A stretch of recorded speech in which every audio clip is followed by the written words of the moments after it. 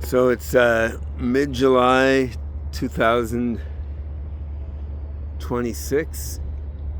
I remember when 1984 seemed like a far-off science fictional destination, and we wondered if the global fascist autocracy will have come by then, let alone 2000, the new millennium. So we're well into that. We're at 2026, and I'm just a couple weeks away from heading to San Francisco for the AGI 2026 conference. And it was 2006, 20 years ago, when we did the first AGI workshop in Bethesda, Maryland, because I was living near DC then, doing a bunch of US government AI consulting stuff, that being one of the few ways to get paid to do AI in that era was working with the government, right? And we did the first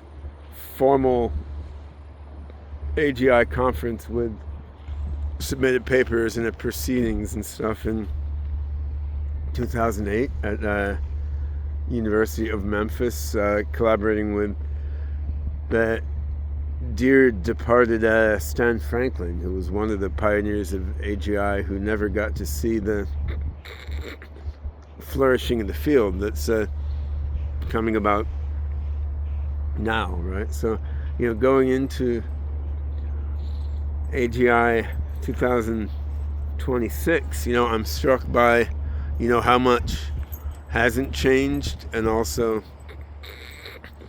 how much has changed. Like what hasn't changed? Well,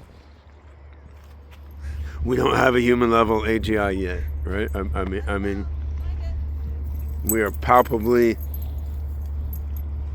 closer in a bunch of meaningful ways, according to my own judgment. Anyway, I mean, Turing test, which I never thought was terribly meaningful, was passed a couple years ago. I think GPT 5.5 may have been the first model you could clearly say passed the Turing test. And I mean, LLMs and LLM incorporating multi-paradigm AI systems are exceeding human intelligence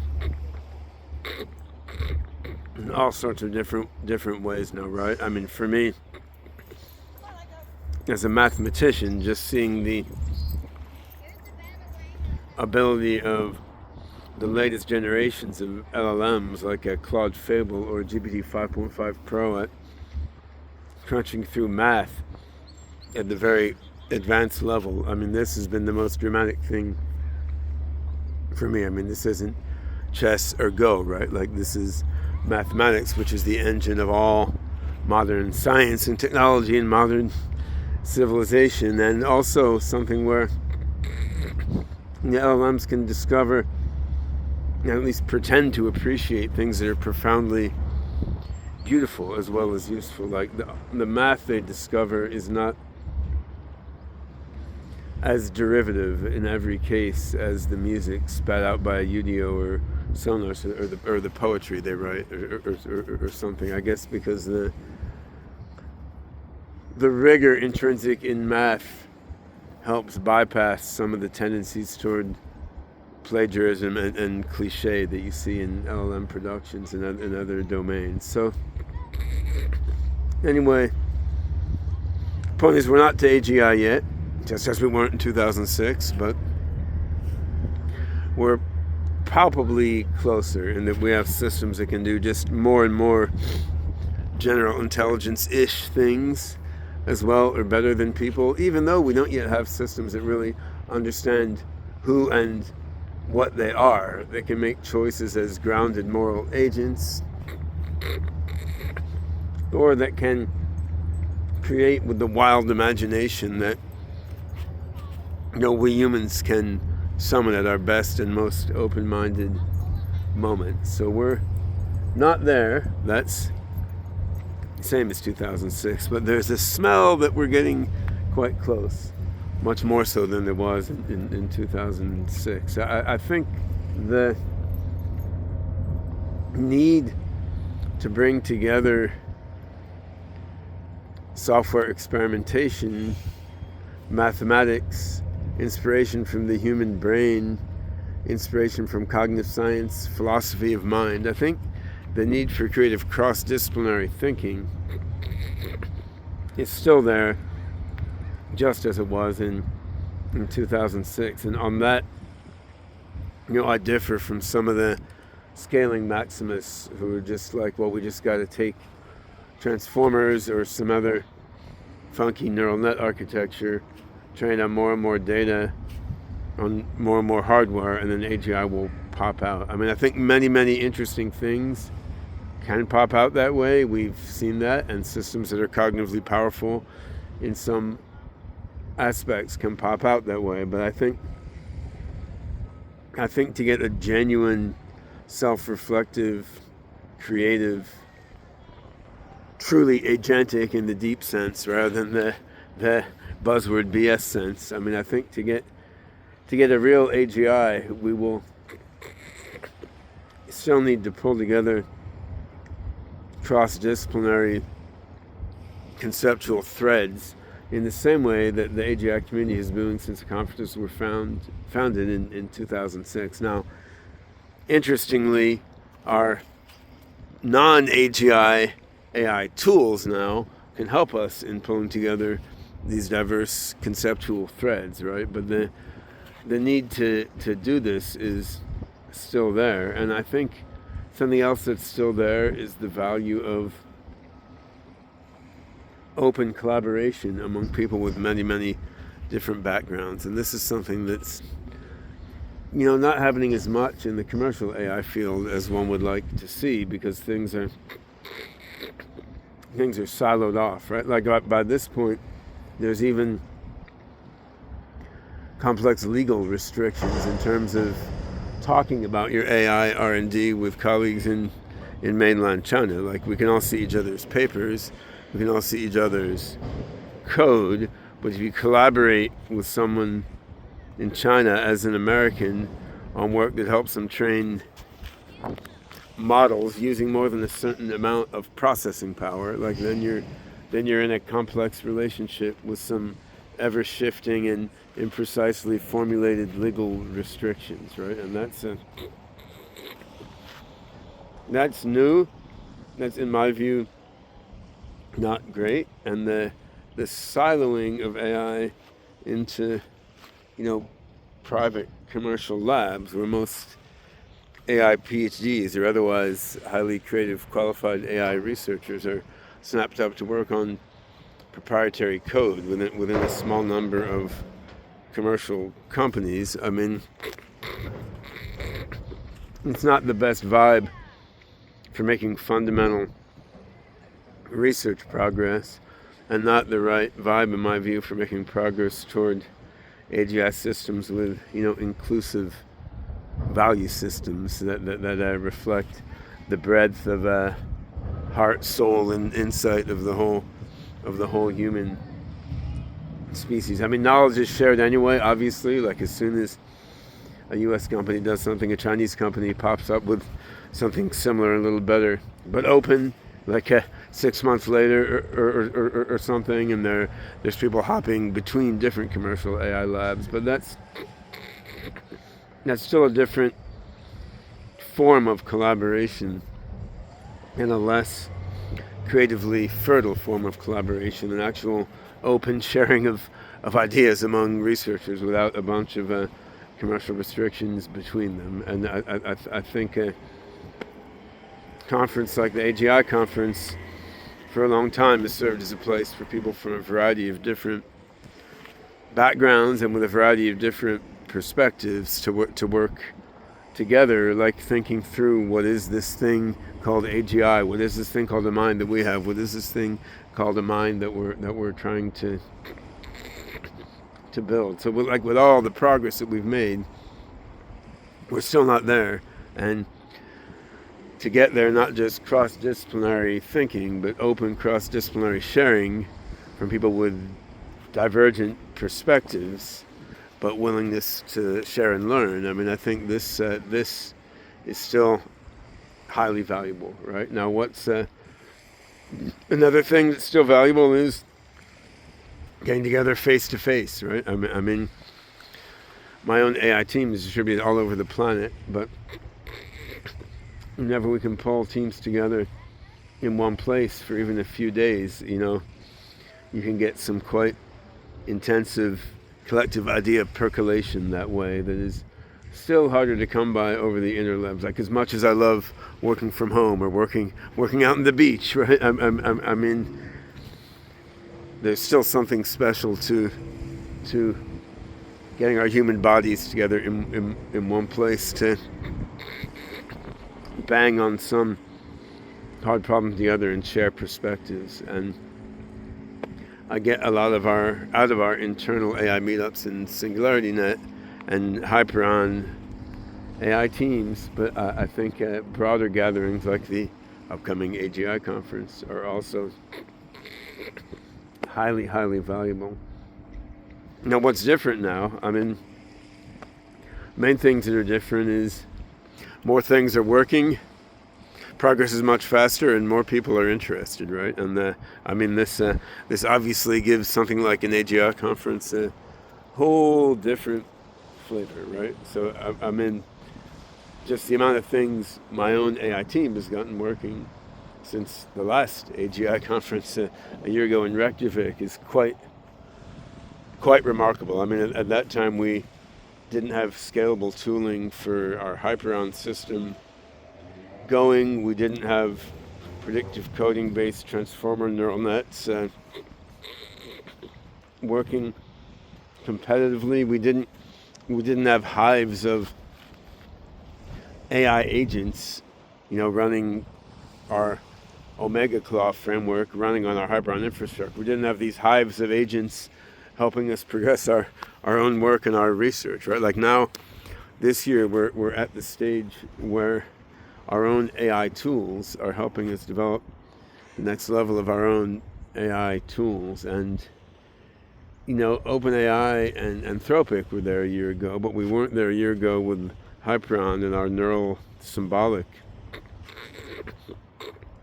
complex system theoretic approaches to AI, and now we are, right? And there's been rapid progress made within a whole bunch of other AGI R&D projects besides my own. So, I mean, compared to the early days of the AI conference series, one big difference is like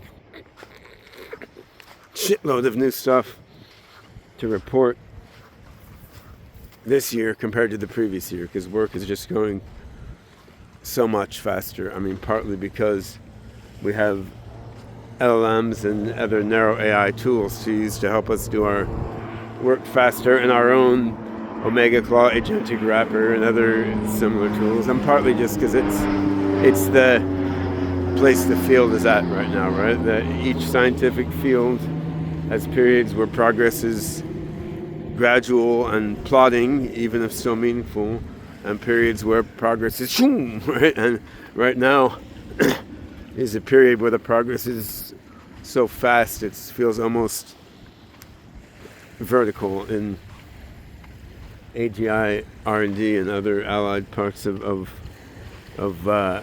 AI and cognitive science. So the speed is new. The amount of stuff that's actually working is new, right? Like, I rebelled for a long time against the mainstream AI field wanting demos of everything and wanting quantitative benchmarks to show how well everything worked, because it seemed like that just kept you too close to the state of the art, and you couldn't do the exploratory leaps into the future if you had to prove everything in such a hard and fast way before presenting it at an event. So we still want the AGI conferences to be wide open to crazy new ideas that aren't substantiated yet. We don't require you to show you improved some quantitative benchmark or made a practical system work to give a talk at the conference or get a paper accepted in the proceedings. On the other hand, for sure now, we do have a lot more demos.